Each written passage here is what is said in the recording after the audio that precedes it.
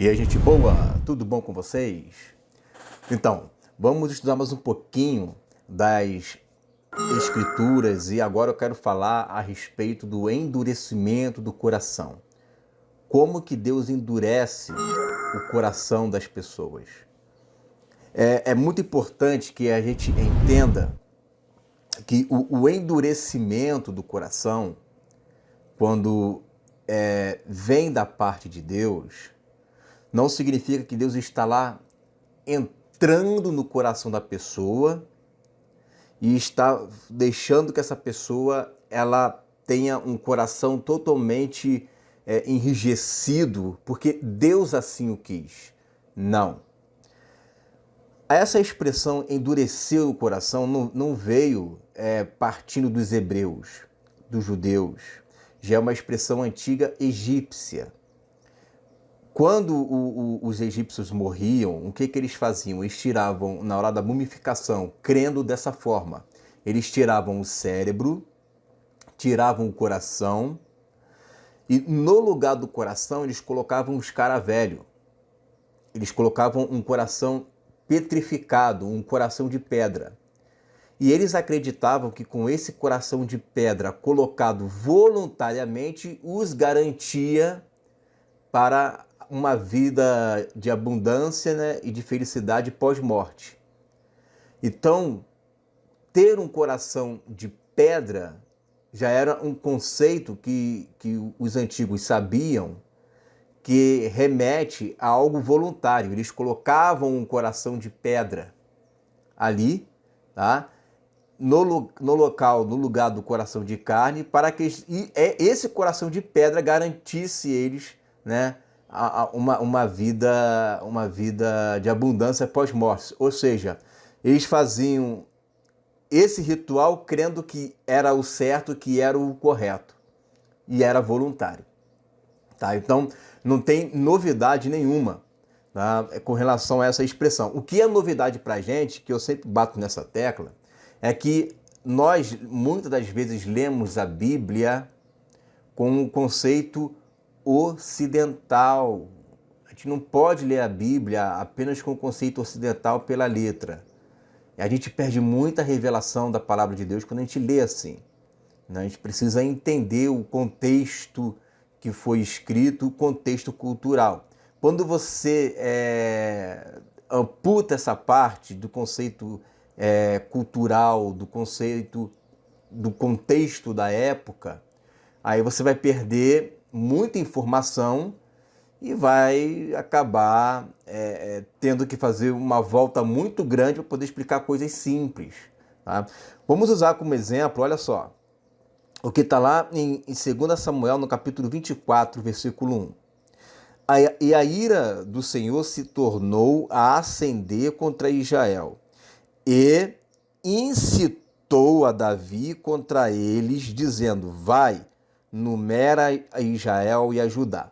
Então aqui em 2 Samuel, no capítulo 24, versículo 1, está dizendo que a ira de Deus se acendeu e ele que incitou a Davi a fazer um censo, a enumerar o povo de Israel. Isso em 2 Samuel, capítulo 24, versículo 1. Quando você chega em 1 Crônicas, no capítulo 24, no capítulo 21, versículo 1, diz assim: então Satanás se levantou contra Israel e incitou Davi a enumerar a Israel. Então você vê que em 2 Samuel 24 diz que é Deus, e em 1 Crônicas 21 diz que é Satanás. Como então coadunar essas duas passagens, onde diz que um fala que foi Deus quem incitou e no outro fala que foi Satanás quem incitou? É bem simples. Porque no conceito judaico, eles entendem que Satanás ele não tem total autonomia para fazer tudo o que ele quer. Ele não tem essa autonomia para fazer tudo o que ele quer. Vide Jó, nos primeiros 3 capítulos, que você vai ver que tudo que acontece na vida de Jó é por milimetricamente permissão de Deus.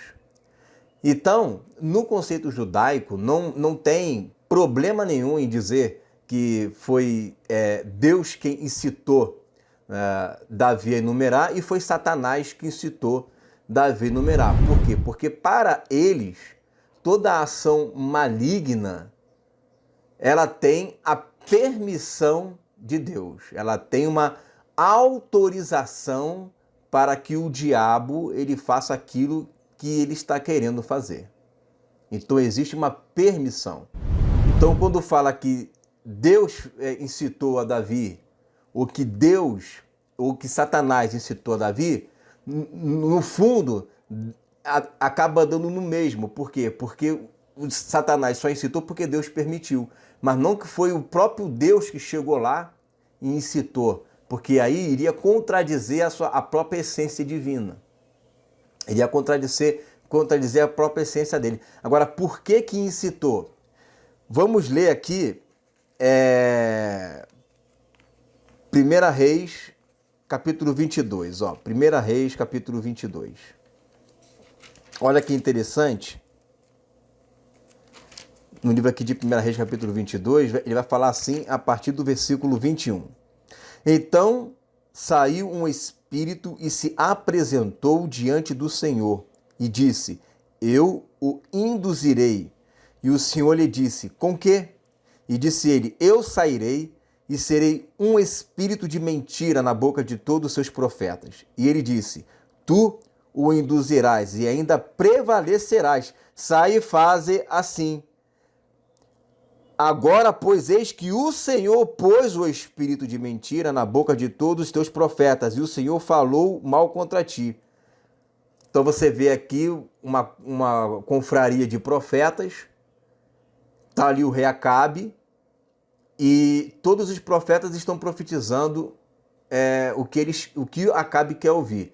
Vem Micaías, profetiza a verdade, ele é punido por causa disso.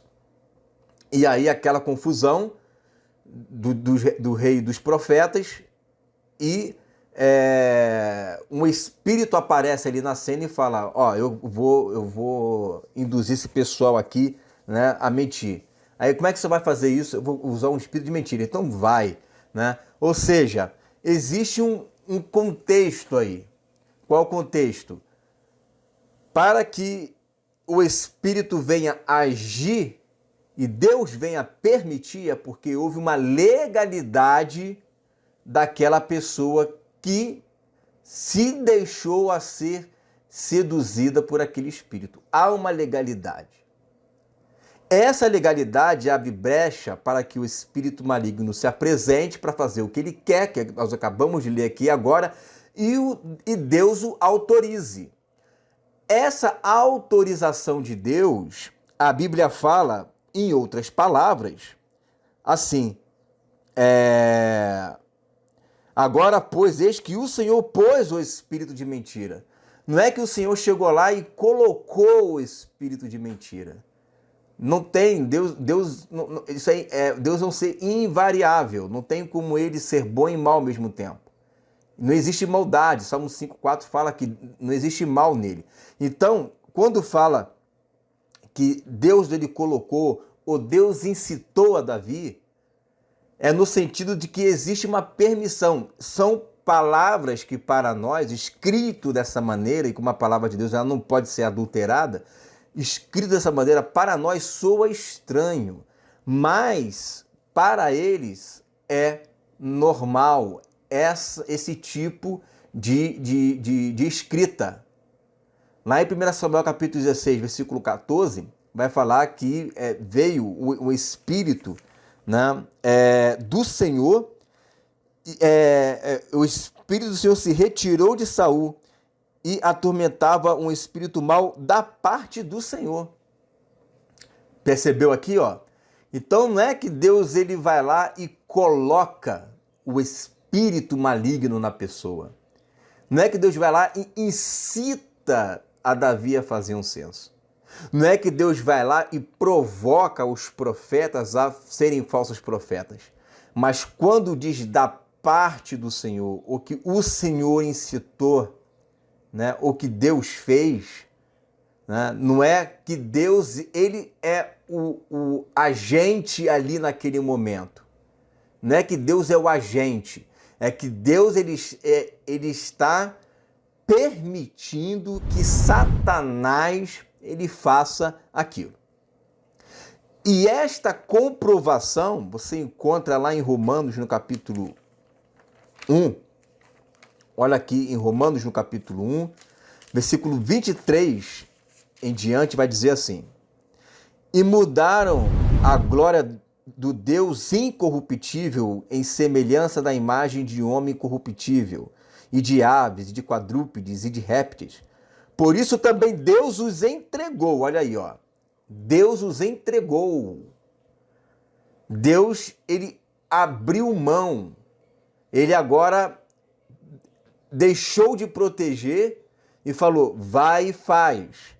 Deus os entregou às concupiscências de seus corações, à imundícia, para desonrarem seus corpos entre si. Pois mudaram a verdade de Deus em mentira e honraram e serviram mais a criatura do que o Criador, que é bendito eternamente. Amém. Por isso Deus os abandonou. Olha aí, Deus os entregou, Deus abandonou. Não é isso que está lá em 1 Reis 22? Você quer fazer isso? Vá lá e faz então, espírito de mentira. Vá lá e faz. Isso praticamente é a última instância, é quando Deus ele tenta de todas as formas levar o homem ao arrependimento, mas o homem não quer, ele está endurecendo o coração. Então Deus vai lá e abandona aquela pessoa, entrega a sua própria sorte. Quando ele abandona a pessoa e entrega a sua própria sorte, é que agora o próprio maligno vai começar a agir na vida daquela pessoa. Por isso Deus os abandonou às paixões infames, porque até suas mulheres mudaram o uso natural, no contrário à natureza. Então é Deus que abandona, é Deus que entrega, né? E esse texto também corrobora com o de 2 Tessalonicenses, capítulo 2, versículo 9 em diante, que vai falar assim: e sua vinda é segundo a eficácia de Satanás, com todo o poder e sinais e prodígios de mentiras, e com todo o engano da injustiça, para os que perecem, porque não receberam o amor da verdade para se salvarem. Por isso Deus lhes enviará a operação do erro, para que creiam a mentira. Tá vendo aí que Paulo ele usa as mesmas expressões utilizadas lá no Antigo Testamento? Por que ele usa essas expressões? Porque Paulo era um judeu e ele sabia que entregar as concupiscências, abandonar as suas paixões e Deus enviar a operação do erro, já está indicando todo aquele princípio que eu já expliquei agora neste vídeo, que é o quê? Que é Deus permitindo que o diabo ele faça aquilo que ele quer. Para quê? Versículo 12. Para que sejam julgados todos os que não creram a verdade, antes tiveram o quê? Prazer na iniquidade. Todos esses paradigmas que nós vimos aqui são modelos de pessoas que têm prazer na iniquidade, que amam a mentira. E aí Deus, depois da sua insistência, ele então, agora eu vou usar a expressão que você vai entender, ele endurece o coração. Então, como que ele endurece o coração? Permitindo que Satanás faça aquilo que lhe apraz.